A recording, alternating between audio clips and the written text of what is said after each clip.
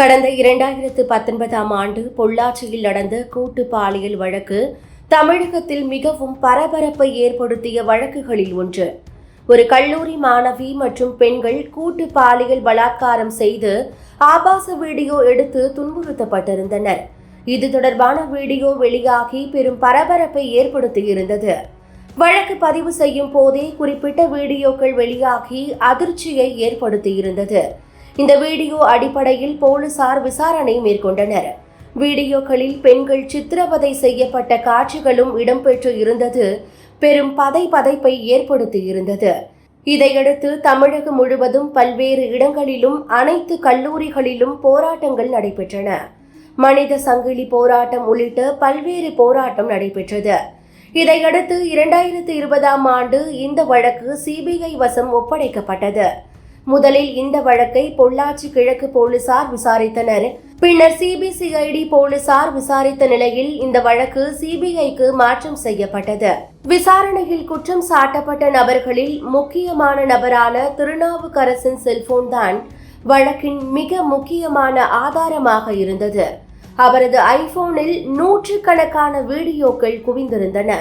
அதாவது பாதிக்கப்பட்ட பெண்களை கூட்டு பலாத்காரம் செய்தது, பெண்களை மிரட்டியது, அவர்களை ஆபாசமாக படம் எடுத்தது என நூற்றுக்கணக்கான வீடியோக்கள் அவரது செல்போனில் இடம்பெற்றிருந்தது.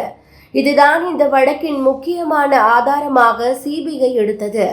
கிட்டத்தட்ட 20 பெண்களை சிபிஐ அடையாளம் கண்டு அவர்களுக்கு கவுன்சிலிங் கொடுத்தது. அப்போது இந்த வழக்கில் திடுக்கிட வைக்கும் உண்மைகள் வெளிவந்தன. அதன் பிறகுதான் சபரிராஜன் என்பவர் 2வது குற்றம் சாட்டப்பட்ட நபராக சேர்க்கப்பட்டு அவருடைய லேப்டாப் பறிமுதல் செய்யப்பட்டது. அவரது லேப்டாப்பில் நூற்றுக்கணக்கான வீடியோக்கள் இருந்தன. இந்த வீடியோக்களை பார்த்து போலீசாரே அதிர்ச்சி அடையும் அளவிற்கு அவ்வளவு ஆதாரங்கள் சிக்கியது. பெண்களுக்கு எதிரான கொடுமைகள் அனைத்துமே நடந்தது ஆனைமலையில் உள்ள சின்னப்பாளையம் என்ற இடத்தில் உள்ள திருநாவுக்கரசின் பண்ணை வீட்டில்தான். அறிவியல் பூர்வமாகவும் இந்த வழக்கில் விசாரணை நடைபெற்றிருந்தது. அதாவது வீடியோ எடுக்கப்பட்ட நேரம், இடம் ஆகிய தகவல்கள் ஐபோனில் இடம்பெற்றிருந்தன. இது மிக முக்கியமான ஆதாரமாக இருந்தது.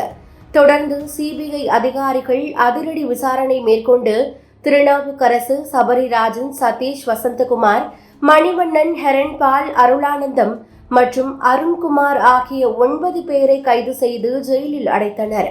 இவர்கள் மீது 2019ஆம் ஆண்டு மே 21ஆம் தேதி கோவை மகளிர் கோர்ட்டில் சிபிஐ குற்றப்பத்திரிகை தாக்கல் செய்தது. அதன் பிறகு வழக்கு விசாரணை தாமதமானது. அதைத் தொடர்ந்து ஹைகோர்ட் உத்தரவின் பேரில் கோவை ஒருங்கிணைந்த கோர்ட் வளாகத்தில் தனியாக அறை ஒதுக்கி விசாரணை தொடங்கப்பட்டது. மகளிர் கோர்ட் நீதிபதி நந்தினி தேவி முன்னிலையில் கடந்த 2023 பிப்ரவரி 24ஆம் தேதி சாட்சி விசாரணை தொடங்கியது. அறை கதவுகள் மூடப்பட்டு ஆன்லைன் வாயிலாக சாட்சியம் பெறப்பட்டது. குற்றம் சாட்டப்பட்டவர்கள் காணொலி வாயிலாக ஆஜர்படுத்தப்பட்டு வந்தனர். இந்த வழக்கில் சாட்சி விசாரணை, அரசு மற்றும் எதிர்த்தரப்பு இறுதிவாதம் முடிவடைந்தது. இதையடுத்து வழக்கின் தீர்ப்பு மே 13ஆம் தேதி அறிவிக்கப்படும் என நீதிபதி நந்தினி தேவி அறிவித்தார். அதன்படி இந்த வழக்கில் கைதான 9 பேரும் சேலம் சிறையில் இருந்து பலத்த போலீஸ் பாதுகாப்புடன் கோவைக்கு அழைத்து வரப்பட்டு நீதிபதி முன் ஆஜர்படுத்தப்பட்டனர். இந்த பாலியல் வழக்கில் கைது செய்யப்பட்ட 9 பேருக்கும் இதுவரையிலும் ஜாமீன் வழங்கப்பட்டதில்லை. எனவே குற்றம் சாட்டப்பட்டவர்கள் இன்று நேரில் ஆஜர்படுத்தப்பட்டதால் கோவை கோர்ட் வளாகத்தில் பலத்த போலீஸ் பாதுகாப்பு போடப்பட்டது.